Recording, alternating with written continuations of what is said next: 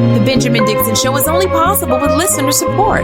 Go to www.thebenjamindixonshow.com to register for our blog and join the Progressive Army.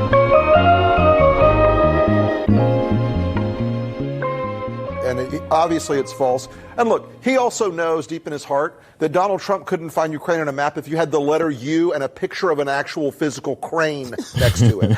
He knows that this is, an administration defined by ignorance of the world. And so that's partly him playing to their base and playing to their audience, the credulous boomer Rube demo that backs Donald Trump, that wants to think that Donald Trump's a smart one, and y'all elitists are dumb. You elitists with your geography and your maps and your spelling, even though your math and your reading. Yeah, you're reading. Your geography, knowing other countries, sipping your latte. All those lines on the map. Only them elitists know where Ukraine is. Sorry, I apologize.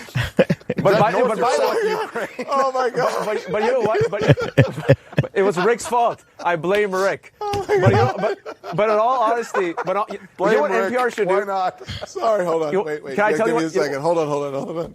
Sorry. That was good. Sorry. Rick, that was a good one. I needed that. Okay, so listen. Okay, let's cut that out. That's Don Lemon, Rick Wilson, and I forgot the other guy's name 2 days ago, or actually over the weekend on the Saturday show, completely mocking Donald Trump and his supporters, laughing them to scorn. Donald Trump responded on Twitter, Don Lemon, the dumbest man on television with terrible ratings. Which is funny because it actually wasn't Don Lemon that was laughing and mocking them to scorn. It was Rick Wilson. And I got to think of the other guy's name. It just escapes me. And I'm recording live, so I guess I'm not going to go and look it up. But, it was hilarious to me to see Republicans get sensitive over us mocking. Yeah, I'm going to say us because I laughed too, and I'm going to laugh even more. Mocking them to scorn. And their position from this is, ooh, look, CNN, and this is how the media views you, America. First of all, they reduce America down to nothing but Donald Trump supporters. Secondly, they reduce America down to nothing but Donald Trump supporters that embrace ignorance. Because let's just call a spade a spade. We've been trying to play nice. Some of you, maybe me every now and then, in the name of humanity and generally not mocking and laughing people to scorn based on their level of stupidity, right? I try to be the bigger person, but let's just call a spade a spade. They embrace ignorance. They embrace cruelty, and they want everyone to treat them with the utmost respect while they simultaneously poo-poo on everybody else that's not exactly like them and everyone else who doesn't worship Donald Trump. And so a couple of media outlets, Republican media outlets, right, conservative outlets, put out this as like, look, America, this is how the mainstream media elitists view you. You goddamn right. That's how we view your stupid man. Look, no more time for games with these people. They would follow Donald Trump to the precipice and beyond, into the abyss of cruelty, into the abyss of just crushing and destroying this nation, all in the name of keeping power for Donald Trump. They worship him. And in order to worship him, they have to suspend all logic and reason. They have to suspend all of their principles. They put everything aside and they embrace everything that Donald Trump does. And Donald Trump is a moron. Now, this doesn't mean that a moron can't be Machiavellian and maneuver and accomplish things. I'm not saying that he's grossly incompetent politically, because he's not. He's actually a brilliant politician in a very crude Machiavellian way. But in terms of just common sense, in terms of putting together a coherent sentence, in terms of just a standard level of communicating, Donald Trump is a fucking moron. But more importantly than that, this is the tactic at hand. This is the really only reason I'm covering this, right? The tactic that they use is that they will continuously demand the utmost level of respect from people to whom they show no respect whatsoever. And then they will feign as though they have been insulted. Their pride and they just feel as though nothing can be worse. Nothing can be worse than disrespecting a MAGA, a red hat wearing maggot. That's the asymmetrical fight, right? That's the asymmetrical fight that we often engage in. And one thing I'm kind of glad of, in this instance, we really did not see anyone try to force Don Lemon and Rick Wilson to apologize from the left or from the mainstream media. They let it ride. Because normally you would see in other times, we absolutely force ourselves to behave in a manner that is more magnanimous. And because we try to just be the better people. And I get that. I totally get that sentiment. I understand.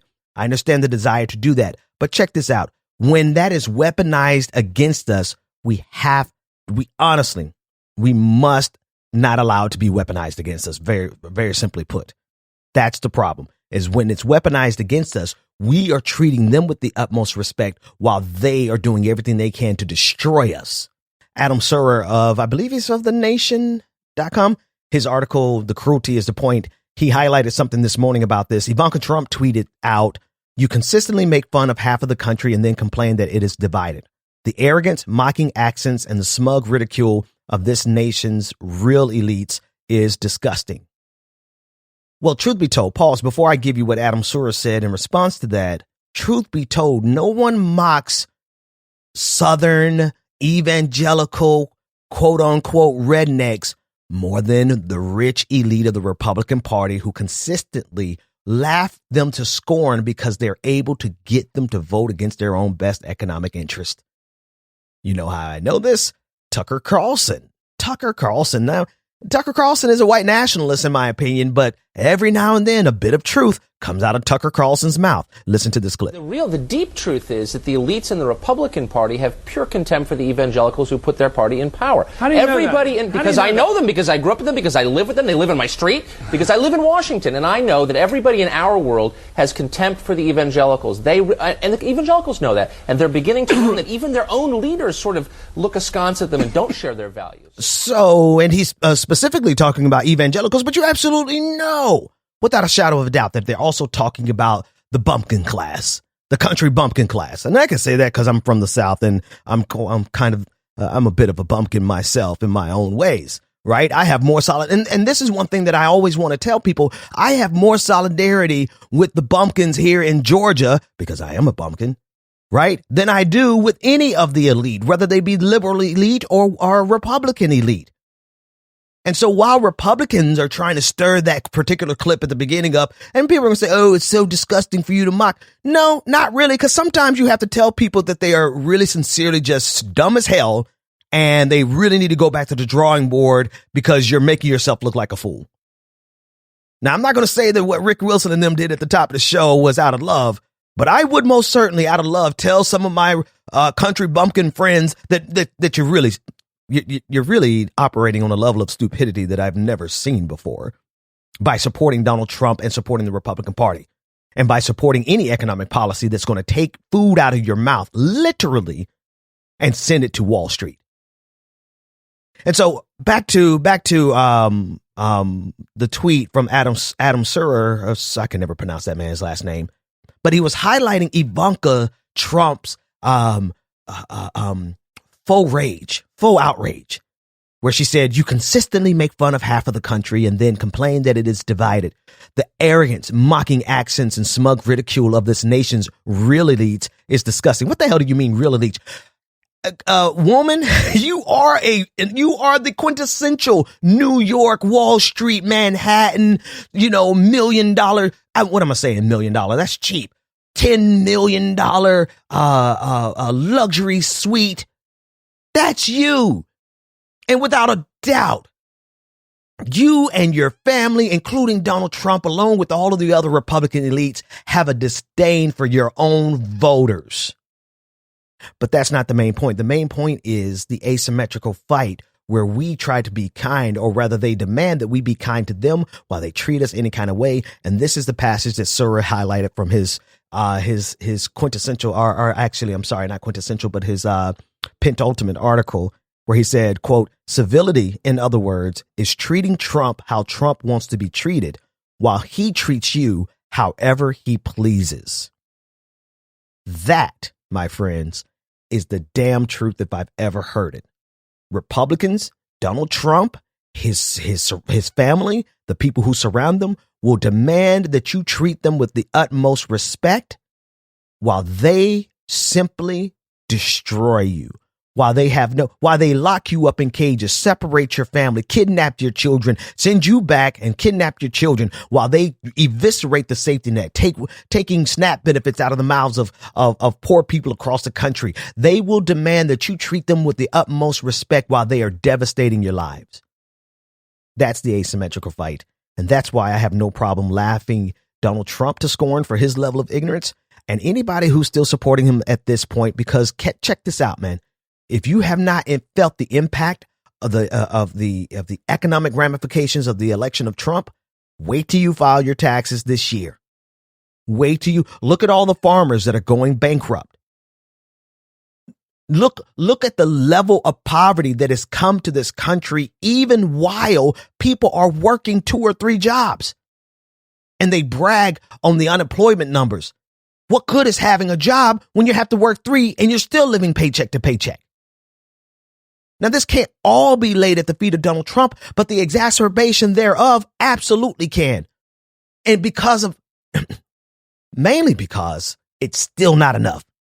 It's still not enough. They are looking for another round of tax cuts. They're looking for another round of gutting our safety nets. They have Social Security and Medicaid on the chopping block, all because they want to take from us and give to the top 1%. And they're laughing their way to the bank while telling us that we shouldn't be mean.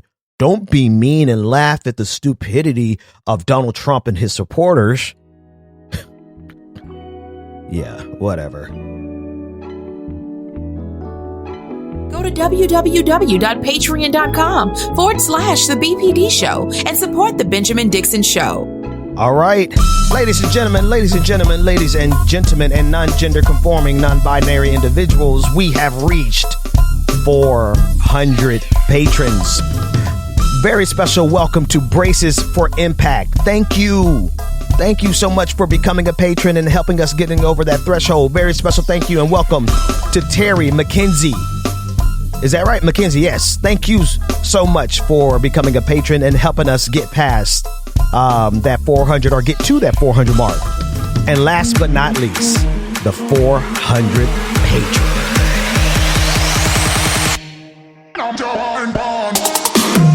Ladies and gentlemen, special welcome and thank you to Jason for becoming our 400th patron. Not Jason as in the name, but Jason as in the coding language. Thank you so much for helping us hit that threshold. Bob, come on, party with me, celebrate a little bit. Okay, check it out. We still have to continue to grow. We still have to go further from here. We still need your support. We have not reached the promised land, so to speak. So I need everyone to go to www.patreon. Everyone that's not already a patron. Matter of fact, everyone, even if you are a patron, you got to go to patreon.com anyway to get the ad-free content, right? You get the ad-free content and you also get whatever interactions we do behind the scenes, whatever bonus content I put there.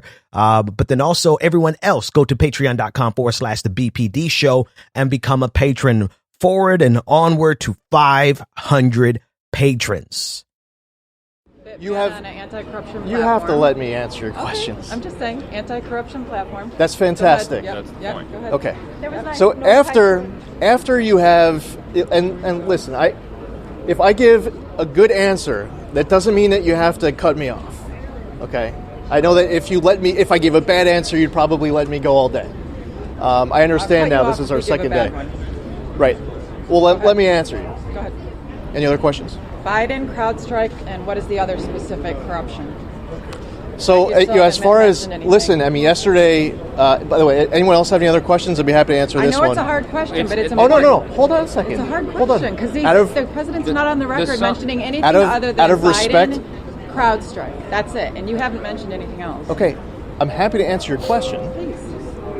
But all I was asking was, because you have a lot of colleagues here. You guys want the answer, right? Yeah, they Okay, did. I'm happy to. Well, he actually wasn't happy to because he proceeded to try to weasel his way out of answering the very specific question: what corruption was the president trying to investigate in Ukraine? That was the voice of Representative Zeldin, and in an exchange with Heidi. What is Heidi's last name? You know what? I can't pronounce her last name. Prisbila. Prisbila. Let's go with that. Prisbila. Heidi. Let's just call her Heidi. The reason I'm playing this clip is because, from a journalistic perspective, I think Donald Trump has been healthy for journalists. Then don't take this the wrong way. I would have rather us not go through this last 4 years, 3.5 years of madness from Donald Trump.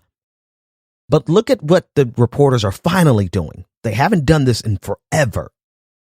They're finally asking questions that can lead to them losing access. That's first and foremost. For, I don't know, most of my adult life, most of my life period, journalists have shifted into this mode where they would ask softball questions because they wanted to keep and maintain access. But access was not enough. Softball questions were not enough, rather, for Donald Trump's administration. They didn't want softballs. They wanted media outlets to forward their propaganda. And if you were not willing to forward their propaganda, what did they do? They shut down the press briefings altogether from the White House. Now, conservatives have been doing this technique for a long time, and the technique of prevaricating, of weaseling their way. I played a little clip of Ted Cruz, the same thing yesterday, and that's why I'm following up with this today, because 2 days in a row, we're getting journalists who are asking the difficult questions and not letting these politicians off the hook. Now, it's easy to do this, mind you. It's easy to do this when it's an administration as corrupt as the Trump administration. The question is, will they maintain this when the next administration comes in? Well, if it's Bernie Sanders' administration, you damn well believe that they're going to be skewering Bernie Sanders as well. And mind you, this does have a part. There is a part of this that is establishment versus the non-establishment. But before you sink your teeth into that paradigm or that narrative, understand that these Republicans that have been dodging answering questions and have used the media for the last 20 years as their propaganda pulpit, where they just get up and say whatever they want to say without anyone holding them accountable, they are as much the establishment as these reporters are. In fact, they're more establishment. And so now we've finally gotten to a point where journalists are like, you know what? And here's the second part. What happens when a journalist asks difficult questions and there's some loser journalist that's sitting there waiting to get a softball question in so that they can get access? Well, that undermines the entire journalistic infrastructure, the entire system, rather. Like you can't have one. There has to be solidarity amongst journalists, period. There has to be solidarity to get to the truth. And without that solidarity, if you have one scag that crosses the line, then it makes it easier for people in the establishment to continue just using the media as a propaganda tool. Now, and whatever criticisms that you have of the media, this holding them to the fire, this is what journalism is supposed to be. Let's listen into a little more. Now, and this is not to say the journalists are where they need to be. No, don't jump off the deep end. Don't go say, oh, Ben is supporting the mainstream media. No, look at the evolution that was necessary because softball access journalism was not enough for Donald Trump. He needed more. He needed every media outlet to be his propaganda machine. And if they weren't, he got rid of them and shut down the entire press briefings. And now journalists are waking the hell up, hopefully. And in this instance, they are executing some pretty decent journalism in terms of questioning people in power.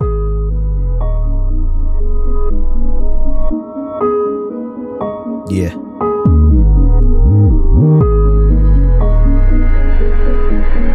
Yeah.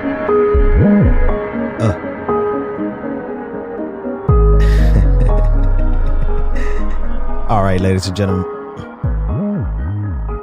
So there is a Politico exclusive that just dropped this morning. And I am going to read it in real time with you and give you my initial reaction as I read it.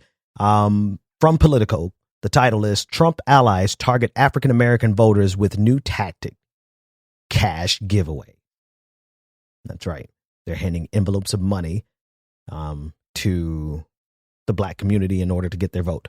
Here's the article. Quote, allies of Donald Trump have begun holding events in black communities where organizers lavish praise on the president as they hand out tens of thousands of dollars to lucky attendees. Okay, pause. I think I'm going to go to one of these events and like just rack the hell up. I think I might travel a little bit, go to all these events, and then donate that money to Bernie Sanders, or a portion thereof. Here's the article continued. The first giveaway took place last month in Cleveland, where recipients whose winning tickets were drawn from a bin landed cash gifts in increments of several $100s stuffed into envelopes. A second giveaway scheduled for this month in Virginia has been postponed, and more are said to be in the works. The tour comes as Trump's campaign has been investing its own money into making inroads with black voters and erode Democrats' overwhelming advantage with them. But the cash giveaways are organized under the auspices of an outside charity, the Urban Revitalization Coalition, permitting donors to remain anonymous and make tax-deductible contributions. Whoa. Pause. That, my friends, wow. Therein lies the rub, the real question of how this is working, of campaign contributions. This is not even a question of dark money. This is a question of the federal government outright subsidizing Donald Trump's campaign, which is illegal, through the 501c3 nonprofit status of this organization, Urban Revitalization Coalition. Tax deductible contributions. In other words, a billionaire can donate $50 million to this and get a hell of a tax write-off, and that money goes directly into the hands of people in the community, which, cool, we need the money, right? But that is their way of promoting Donald Trump. So I'm sure that's where this article is going to go. Let's continue reading. The organizers say the events are run by the book and intended to promote economic development in inner cities. But the group behind the cash giveaways is registered as a 501c3 charitable organization. One leading legal expert on nonprofit law said the arrangement raises questions about the group's tax-exempt status because it does not appear to be vetting the recipients of its money for legitimate charitable need. Also, because if the event is centered around supporting Donald Trump, it is a tacit endorsement of Donald Trump, which 501c3s cannot do. That's me speaking, right? That's not in the article. I'm just giving my commentary as I read. Let's continue. Quote, charities, and this is a quote within the story, charities are required to spend their money on charitable and educational activities, said Marcus Owens, a former director of the exempt organizations divisions of the Internal Revenue Service, who is now in private practice at a law firm, blah, blah, blah, blah, blah. It's not immediately clear to me how simply giving money away to people at an event is a charitable act. Commentary. I don't know if they're focusing on the right thing yet, right? Whether these people are qualified recipients of charitable goods, all right, or charitable funds. I don't think that's the real question. The real question is this not an indirect, a tacit endorsement of Donald Trump? Giving the people who make the charitable donations tax write-offs, which means the Treasury Department is subsidizing Donald Trump's campaign, which is illegal. That's really, well, maybe they'll get there. All right, continuing in the article, from the article, quote, asked about the legality of the giveaways in a brief phone interview, the Urban Revitalization Coalition CEO, Daryl Scott, Daryl Scott is the black preacher that is always kissing up to Donald Trump, right? Always kissing Donald Trump's orange ass. Daryl Scott is the guy, like, he looks like a Muppet, you know, and maybe that's why the Muppet, that's why he gets along with Donald Trump, because both of them look like Muppets. But I'm sorry, I digress. But I'm just trying to help you picture in your head who he is. Going back to the article. Quote, asked about the legality of the giveaways in a brief phone interview, the Urban Revitalization Coalition CEO, Daryl Scott, said that most gifts were between $300 and $500 and that the group mandates that anyone who receives over $600 fills out a W-9 form in order to ensure compliance with tax law. He did not, however, respond to the follow-up questions about how the giveaways were structured and whether they met the legal standard for a charitable act. Again, I still think that they're focusing on the wrong thing here. Let me scroll through. I'm not just going to read the rest of the article to you. In July, the Urban Revitalization Coalition was registered in Delaware. According to public records, it began promoting the Opportunity Zone program. Okay. That's a whole episode in itself. In conjunction with administration officials and other Republican office holders, Scott and the coalition's co-founder, Kareem Lanier, held a meeting with the Treasury Secretary Steve Mnuchin in February, according to Mnuchin's publicly released schedule, and the group blah, blah, blah, blah, blah. I still don't think that they're focusing on the right problem here. But let's read this paragraph here. Quote, the group's Christmas extravaganza event in Cleveland last month featured a $25,000 giveaway and appearance by J. Ron Smith, a deputy assistant to the president. A Cleveland native who worked on Trump's criminal justice reform. Smith is among the highest ranking black officials in the White House. At the event, which also featured an appearance by television personality Geraldo Rivera, Lanier compared the investigative scrutiny faced by Trump to the plight of wrongfully incarcerated black men. He also defended Trump's record on race. Man. Okay. I'm scrolling through the rest of this. I'll read more later, but I don't think the article is focusing on the right problem. It's not just the appearance of impropriety here, which some people are pointing out. I mean, obviously, if Barack Obama did anything remotely like this, that would be the end of his career. And so Donald Trump is able to get away with things like this simply because, one, he's Donald Trump, but two, because he's white. And as we know, America loves when white people do stuff for black people, but you can't be a black president and do stuff for black people. But that's not even the point of the conversation. The point of the conversation is now they have a conduit through which billionaires can get direct tax write-offs by passing cash to try to convince voters to leave the Democratic Party or leave their political apathy. Most of them probably never voted or are not going to vote because there's a huge community. And this is what I mean by this, so I can be clear, so nobody takes that soundbite and tries to use it against me. To be sure, there's a huge population of America in general that's politically apathetic. 50% of Americans don't vote. But in the black community, there's definitely this apathy that does not participate and believes both parties are the same.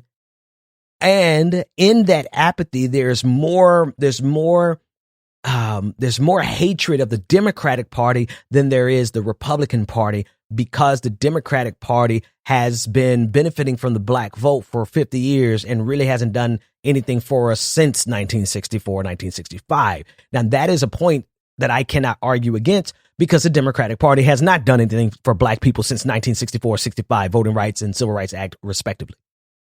That's the problem of that's the fault of the Democratic Party, right? So there's a huge population in the black community that's either politically apathetic, and in that apathy, there's more animosity towards the Democratic Party than the Republican Party. And then there's even this demographic that actually just likes Donald Trump because he is the type of oafish cretin that he is. I mean, there's a lot of people who just likes the way Donald Trump handles this political machine in this country. And you're going to find them in the black community.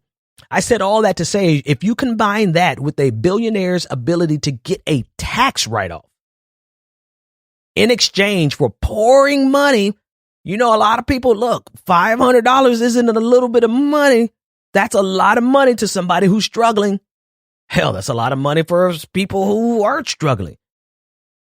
So you combine all those forces. This is a brilliantly Machiavellian tactic that is going to work. And the question is, will they be able to get away with it? Because now you have the Treasury, the federal Treasury, subsidizing Donald Trump's campaign.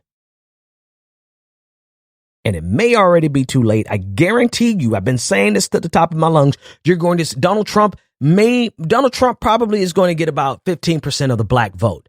Last time he got 15% of black men. I think this time he's going to get 15% of the black vote because the Democratic Party is leaving this, is ceding this. They're making the assumption that they're going to keep the black vote just because Donald Trump is so bad. A lot of people actually f with Donald Trump. That's my story. That's it. That's all the time we have for today. That's my music. Thanks so much for hanging out with me. I'm still troubleshooting. I'm still putting together the live show, but it is coming. You have my word. I am working on it, and it is going to be great. It is going to be consistent as the podcast, but it's just not here yet. I'll see you tomorrow.